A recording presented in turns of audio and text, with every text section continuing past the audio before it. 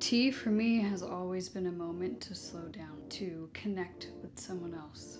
Brewed with intention and getting the right color, the right taste. Everyone has their own way of having their cup of tea.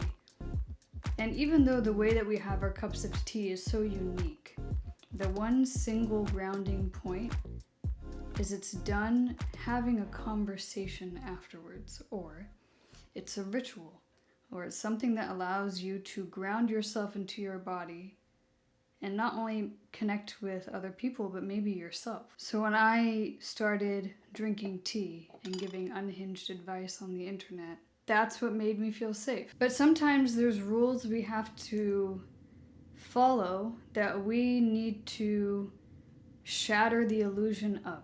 And so anytime I'm doing something, it takes me a lot more time to sit down and create mindfully and to put intention into what I'm creating. I feel like as an artist, I love to slow down. And if I don't slow down, I can't see the beauty of what I want to capture, either when I'm doing photography or when I'm directing and I'm doing film. If I'm not present and in my body, it's going to be very difficult for me to take a step back and create something that has intention. Otherwise, it would be content, right? If I wasn't very present and in my body and I was just doing things for the sake of doing them. So this is just me, to be honest, this is just me being open and vulnerable. Is I don't like how the coaching and mentoring side of things is happening on the internet right now. Because when I open up my phone, I'm not doing it to escape.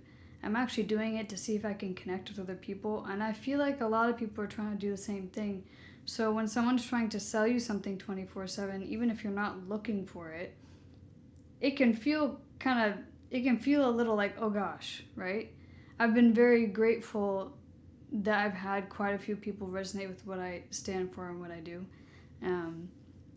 But it's come at the cost of me accidentally falling into content and not remembering my artistry, which is what I'm here to help people do. And so I'm going to tell you a story of a time when I had a teacher that didn't believe in me versus a teacher who did. And the difference that made in how I showed up. I was always terrible at math, okay? I've just told you, I'm very creative and very artistic. Math and science, not my strong suit, considering I am a brown person. So, so when I was studying math in school, I had various different teachers. I had a teacher that was really strict and gave us no room to be curious, and then I had a teacher that made math fun. I ended up getting an A in the teacher's class that made math fun because it helped me understand it. It helped me retain the information. I actually wanted to be there. And that's kind of how I feel like the online coaching, mentoring, teaching space has become. Is why are we convincing people that they should be here? Shouldn't they want to learn from us? Shouldn't they have the craving and the yearning to be like, oh wow, I feel comfortable with this person, I feel seen, I feel safe, therefore I want to learn. When I think about the word coach, I think about my soccer coach growing up. I think about a woman and a man who both coached me, but I had a female soccer coach assistant that was hard on me, but also believed in me. She never put me down. She never forced me to do something that she knew I really didn't want to do. She didn't try to fit me into a box. She always tried to play to my strengths. And she always taught me to lean on my strengths. And I appreciated that more than the teacher who just didn't care about me because I was a number.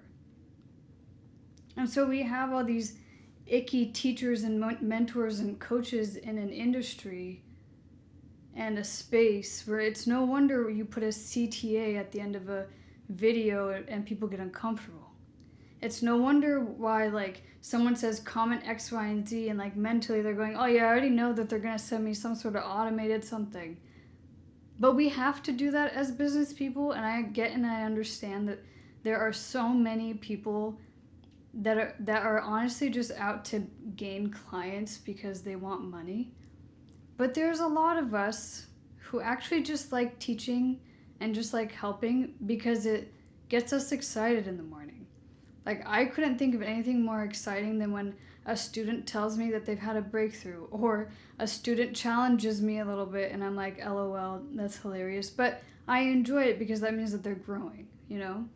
And as a filmmaker and a photographer as well, I love collaborating with other creatives and getting their ideas on things and not just having things be so one-dimensional. And so I enjoy doing what I do, you know? And I feel like we all should enjoy doing what we do, and that's what makes everything art. When you're present and you're fully aware and slowed down and intentional, you can really see the beauty in things, but also people. I used to get upset and angry at myself for always seeing the best in people, but I think that's one of my best qualities. Yes, would that get me screwed over from time to time? Absolutely. But I'd rather see people as I know that they are than continue to mistrust them just because they don't trust themselves. So this is me in a very weird way, in a very strange backwards way, telling you that I made a community for artists and creatives that I believe in, because when I was a kid and I was creative and I was artistic, there was no one helping me be more like me. There were just teachers trying to suffocate me into becoming more like them because that's what they thought success was. And artistic and creative people are probably the most sensitive human beings, but they're also the most intuitive and they're the most stubborn. But we're like that because we believe in what we believe in, and that's what we create from. And so for me, I don't want to scale my business. That's like not my intention. I simply genuinely created this because I wanted to help people, and I have helped people. And I stand by the fact that, like,